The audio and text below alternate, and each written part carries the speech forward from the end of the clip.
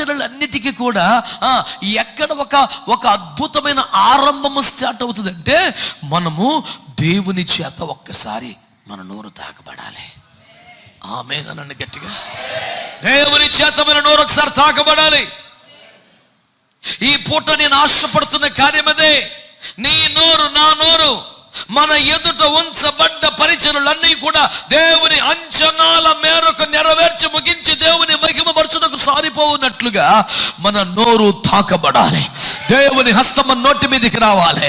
ఆయన తన చేయిని చాపి ఇర్మియా నోటిని తాకి, ఇక భయపడకో, నా మాట నీ నోట ఉంచి ఉన్నాను, వెళ్ళ. ఇప్పుడు నువ్వు పెళ్ళగిస్తావు, ఇప్పుడు నువ్వు పడగొడతావు, ఇప్పుడు నువ్వు విరగొడతావు, ఇప్పుడు నువ్వు నశింపు చేస్తావు, ఇప్పుడు నువ్వు నోటుతావు, ఇప్పుడు నువ్వు కడుతావు నా మాట ద్వారా.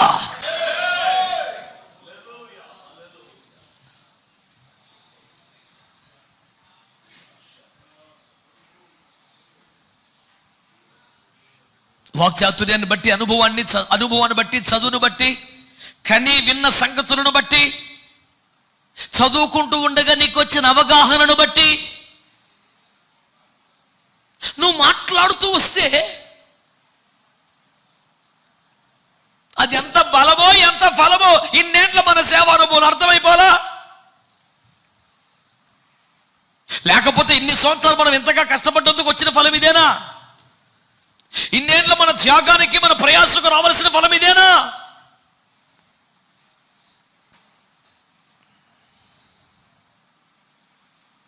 జరగాల్సింది ఏంటో తెలుసా? మన నోరు తాకబడాలి. మన నోరు తాకబడాలి. మన మోకాల మీద పడితే, కన్నీరు గారిస్తే, ప్రభువుకు అప్పగించుకుంటే, ఏమీ లేదో ఏది వల్ల కాదో ఒప్పుకోగలిగితే ఒక్కసారి దేవుడు మన నోటిని తాకే, ఇదిగో ఈ మాట నీ నోట పెట్టాను, ఇల్లు. ఒక్క మాట మనం నమ్మాలి, నోటితో ఒప్పుకోవాలి. నా ఎదుట ఉంచబడిన మహిమ కలిగిన సేవంతా చేసి ముగించి దేవుని మహిమ పరుచుటకు దేవుడు ఒక్క మాట నా నోట పెడితే సరిపోద్ది. దేవుడు ఒక్క మాట నా నోట పెడితే సరిపోద్ది. దేవుడు ఒక్క మాట నా నోట ఉంచి పంపితే సరిపోద్ది. నేను ఆ కార్యమంతా చేయగలుగుతాను అని ఒక విశ్వాసము, ఒప్పుకోలు ఈ పూట మనకు రావాలి. ఒక్కసారి తాగాడా, దట్స్ ఆల్.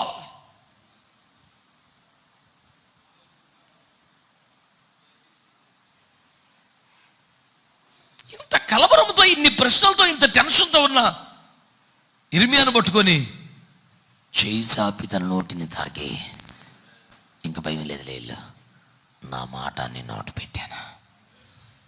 నేను అంటున్నాను, దేవుడు ఒక స్పష్టమైన మాట చెబితే, మన నోట ఒక మాట ఉంచితే ధైర్యంగా ఎంత వైరుకైనా వెళ్ళచ్చు. అది లేకపోతే కొంత కూడా కదలకూడదు,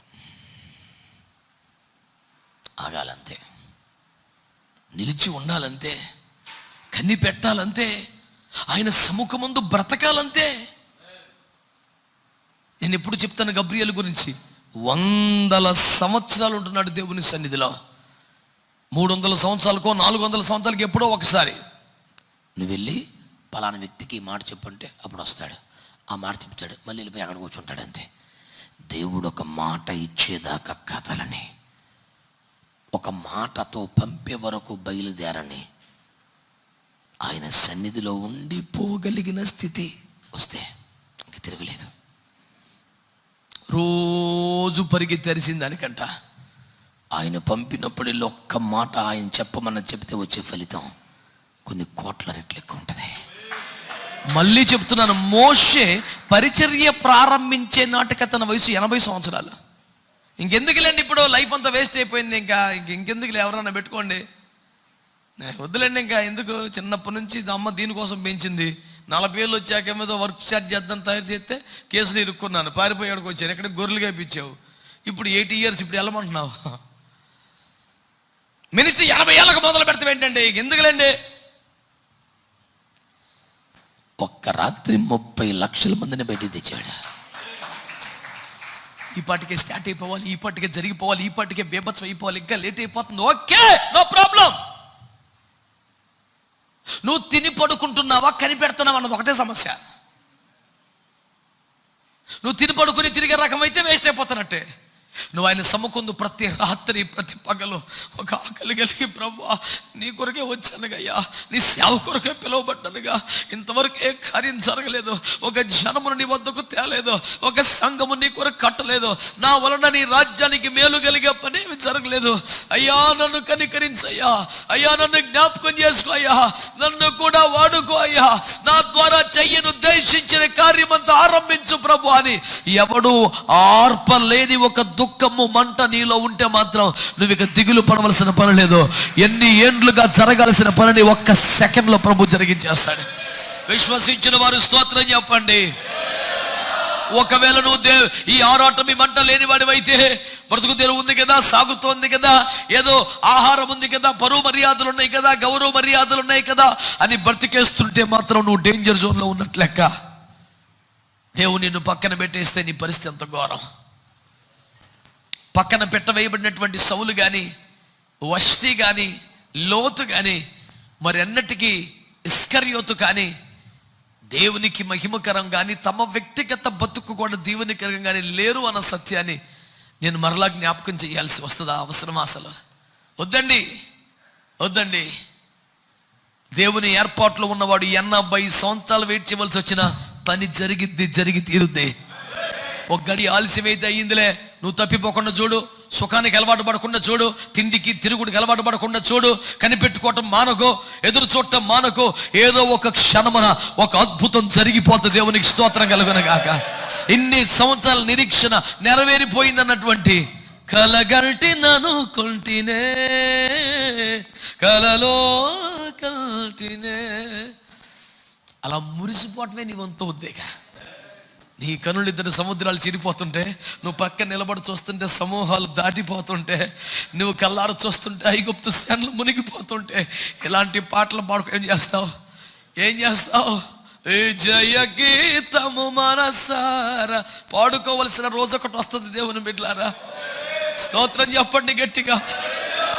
ఈ దినము కొరికే కదా నేను ఎదురు చూశాను ప్రభా. ఎవరు పాడని గీతములు పాడే ఒక మధుర గడ్య నీకు రాబోతుంది. దేవునికి మహిమ కలుగును గాక. మళ్ళీ మళ్ళీ చెప్తున్నా, నువ్వు కనిపెడుతున్న వాడివైతే, నువ్వు మోకరించిన వాడైతే, దర్శనాన్ని మర్చిపోని వాడివైతే, పిలుపును మర్చిపోకపోతే, నీలో సుఖం రాకపోతే, నీలో మంట ఉంటే, అయ్యా నాకు ఆశ ఉంది, నాకు ఆసక్తి ఉంది, నాకు భారం ఉంది, కానీ బలం సరిపోట్లా, ధైర్యం సరిపోట్లా, భయంగా ఉంది నాయన, అయ్యో నాకు ఆసక్తి ఉంది కానీ బలం లేదు నాయన అన్న ఏడుపు మంట నీలో ఆరనంత కాలం దిగులు లేదు, టెన్షన్ లేదు. ఇంతవరకు నువ్వు ఒక్కడి కూడా బ్యాప్టిజం ఇవ్వకపోయినా టెన్షన్ లేదు. నేను చెప్తున్నా, రాసి పెట్టుకో. ఒక్కరోజే 30 లక్షలు. ఆమె నన్ను మంచిగా ఒక్కరోజే 30 లక్షలు అంటే ఏంటి సారా సేవ? అందరూ మోషేను బట్టి మేఘములోను బాప్తిసం పొందిరి అంటే మోషే ఎంతమంది బాప్తిసాలు ఇచ్చాడు? 30 లక్షలు. పిచ్చి వచ్చేద్ది నాకు. ఊరు బాబు ఇదేంటిది? 1 కొరింథీ 10 చదివినప్పుడల్లా బొర్రమెంట్ల బాబు ఏంటి ఒక్కరోజు 30 లక్షల బాప్తిస్మాలా? ప్రపంచంలోని సర్వలోక దైవజనులందరూ ఏకమైతే కూడా రికార్డు బద్దలు కొట్టలేరే అనిపిస్తుంది. దేవునికి స్తోత్రం. అయ్యా స్తోత్రం చెప్పండి. నేను అంటున్నాను, గొర్రెలు కాస్తున్నప్పుడు గొర్రెల్లో సంతోషించిన వాడికి ఏదో జీవనం పద్ధతి దొరికిందిలే అని. అవునా? ఇద్దరు ఇంట్లో ఉన్నప్పుడు ఫోన్లే అక్కడ బారిపోయించిన ఇక్కడ మంచి షెల్టర్ దొరికిందిలే అన్న సంబరం లేదు. పేనం మీదకి వస్తుంది అనుకుంటే భార్య దొరికిందనే సంబరం లేదు. అన్నీ నామకార్థమే. గుండెల నిండా మంట మాత్రం ఒకటే, నా ప్రజలు విమోచించాలి. ఉగ్గు పాలతో పెంచబడ్డ సత్యం. ఆ ఒక్క దానికోసం ప్యాలెస్ వదిలేసుకున్నాను, సుఖాలు వదిలేసుకున్నాను. నువ్వు రోజు స్నానం చేస్తున్నావు, తింటున్నావు, పడుకుంటున్నావు, లేస్తున్నావు, ఇవన్నీ మామూలే. దాన్ని దేన్ని తప్పుపట్టడం లేదు. సాధారణ జీవితం వల్ల ఉన్న నీ మనస్సు దేనికోసం పరితపిస్తోంది? నీ హృదయంలో ఎవడు ఆర్పలేని బడబాగ్ని ఎందుకు మండుతోంది? నువ్వు పడుకున్నా నీ మనసులో ఒక వెలితి దేన్ని తినేస్తుంది? అది ఖచ్చితంగా దేవుని ప్రణాళికలో వాడబడటమే కనుకైతే దేవుని చిత్తములో అమర్చబడటమే గనకైతే, దేవుని చేతి పనిపుట్టుగా మారటమే గనకైతే, నేను చెప్తున్నాను, నువ్వు భయపడనక్కర్లేదు. ఒక్క క్షణంలో ఇన్ని సంవత్సరాల లోటు, అరే ప్రభుత్వమే ఎరియర్స్ అన్ని ఒకరోజు ఇచ్చే మూమెంట్ ఉంటే దేవునికి స్తోత్రం చెప్పరే. 5 సంవత్సరాలు 10 సంవత్సరాలు ఎరియర్స్ ఒక్కసారి పడితే ఎంప్లాయీ ముఖం ఎట్ట వెలిగిపోద్ది, దేశ రక్త విజయం. దానికన్నా 1 కోటి రెట్లు సూర్యకాంతి తేజముతో నువ్వు ప్రకాశింపజేసేలాగా దేవుడు చేయగలుగుతాడు. హల్లెలూయా చెప్పండి గట్టిగా, హల్లెలూయా. మా పితరుల దినములు మొదలుకొని వింటూ వచ్చిన కార్యములు యెహోవా మాకు కలుగజేయగా మా కన్నులు ఆశ్చర్యముతో నిండిపోయాయి, ఆనందంతో నిండిపోయింది, మా నోరు నవ్వుతో నిండిపోయింది, కలగన్నట్టుగా ఉంది. 126వ కీర్తన మనకు నెరవేరదనుకున్నారా? మన నోటి నిండా నవ్వు ఇప్పుడు లేదు, ఎన్నో సంవత్సరాలుగా లేదు. దుఃఖమే, నిందే, అవమానమే, శ్రమే, పోరాటమే, బలహీనతమే, పడి లేవడమే బతుకు. వన్ డే విల్ కమ్, నోటి నిండా నవ్వు ఉంటుందట. సంతోషంతో పనులు మోసుకొస్తున్నావా, అదోని వస్తుంది. నీ భుజములు ఎందుకు బలంగా ఉండాలి తెలుసా? నువ్వు సంతోషంగా పనులు మోసుకుని రావాలి. గట్టిగా అమ్మని చెప్పండి. నాన్న, నీ కొరకు నియమించబడ్డ పంట ఎటు పోదు నాన్న, నీ కొరకు నియమించబడ్డ పంట ఎటు పోదు నాన్న. టెన్షన్ పడొద్దు, వ్యర్థ ప్రయత్నాలు చెయ్యొద్దు, మానవ ప్రయత్నాలు చెయ్యొద్దు. నీ బాధో కష్టం ఏదుంటుంది ఆయనకి చెప్పుకో. అయ్యా నేను బాగున్నాయ్యా, నాకు బలం సరిపోవట్లేదు అయ్యా, చాలాసార్లు తీర్మానం చేసుకున్నాను కానీ పడిపోతున్నాను అయ్యా, ప్రార్థన జీవితంలో ఫెయిల్ అయిపోతున్నాను అయ్యా. నేను ఆ మధ్య ఒక కవిత రాశాను, అది రెడీగా నా దగ్గర లేదు, మొత్తం గుర్తులేదు, కానీ అది ఉంటే బాగుండేది. అందులో ఏమన్నానంటే, నాలో లోపములు ఉన్న మాట నిజమే, కానీ నిన్ను ప్రేమించే విషయంలో మాత్రం నేను అందరికంటే ముందే ఉన్నాను. నేను అనుకున్న గమ్యానికి చేరలేదన్న మాట నిజమే, కానీ ప్రయత్నం మాత్రం ఒక్కరోజు కూడా ఆపలేదు. నీ అంచనాలకు చేరలేదన్న మాట నిజమే, కానీ గురి పెట్టుకునే ప్రయాసపడుతున్నాను. ఇలాంటి 1 కిలోమీటర్ రాశాను నేను. నిజం బిడ్డలారా, మీ అందరి కొరకు ప్రభు నాకు ఆ మాటలు ఇచ్చాడని నేను నమ్ముతున్నాను. మీ అందరి కొరకు ప్రభు నాకు ఆ మాట ఇచ్చాడని నమ్ముతున్నాను. నేను బాలున్నయ్యా, నా వల్ల కాదయ్యా, ఏకంగా అంత పెద్ద మినిస్ట్రీ అప్పగించే బాబు, నా వల్ల కాదు బాబు. ఒక్కసారి నోటిని తాకి ఎలా, ఇంత సింపుల్ ఆ మినిస్ట్రీ. అవును, కానీ ఆయన తాకటం అంత సింపుల్ కాదు. తాకితే సింపులే, ఆయన తాకడం అంత సింపుల్ కాదు. దాటిపోవచ్చున్న దేవుడు ఆకడం అంత సింపుల్ కాదు. నిలిచి నిన్ను పిలవడం అంత సింపుల్ కాదు. నిన్ను తాకడం అంత సింపుల్ కాదు. దాని కొరకే నువ్వు రోడ్డు పక్కన గుడ్డోళ్ళలాగా, ఇదే చివరి అవకాశం లాగా, ఎవడో అరిచినా పట్టించుకునేంతగా, ఎవడు ఊరుకోబెట్టిన ఆగనంతగా ఒక మానని రోదన నీలో నుంచి ప్రభు సముఖానికి వస్తూనే ఉండాలి. వెళ్ళిపోయే వాళ్ళు వెళ్ళిపోతున్నారు, నడిచే వాళ్ళు నడుస్తున్నారు, తినేవాళ్ళు తింటున్నారు, ఎగతాళి చేసేవాళ్ళు ఎగతాళి చేస్తున్నారు, తిట్టేవాళ్ళు తిడుతున్నారు, ఊరుకోబెట్టేవాళ్ళు ఊరుకోబెడుతున్నారు, ఆయన వస్త్రపు చెంగును ముట్టుకునే వాళ్ళు ముట్టుకున్నారు. ఎవడి ఏడుపాడిది, ఎవడి పన్నాడిది, ఇతను ఏడిపోతుంది. నీ చుట్టూ ప్రపంచం ఏమైపోతున్నా, నీ చుట్టూ జనం ఏమంటున్నా, ఏమైపోతున్నా, ఈ మాట నీలో ఉంటే ఏది దాటిపోని దేవుడా, నా కనికర సంపన్నుడా, నిత్యము విడనాడవు నీవు, తప్పక దీవిల్తూ. కీర్తనల గ్రంథంలో మాట చదివినప్పుడు, ప్రభువా నువ్వు నిత్యము మమ్మల్ని విడనాడుదువా, మన బొత్తిగా దిగనాడుదువా, లేదు నువ్వు మరలా మమ్మల్ని దర్శించేదవా అన్న మాట చదువుకున్నప్పుడు ప్రభు నాలో ఆ పాటను పుట్టించారు. దేవునికి మహిమ కలుగునగా. దాటిపోని దేవునికి ఒక స్తోత్రం చెప్పండి. ఆగిపోని కేకలేసే కృప కొరకై స్తోత్రం చెప్పండి. మానని ప్రార్థన ఆత్మ కొరకై స్తోత్రం చెప్పండి. విసుగక ప్రార్థించే కృప కొరకై స్తోత్రం చెప్పండి. మరిచిపోయి ప్రార్థించే కృపకై స్తోత్రం చెప్పండి. ఎవరేమన్నా ప్రార్థన మానని ఒక ఆత్మ కొరకై స్తోత్రం చెప్పండి.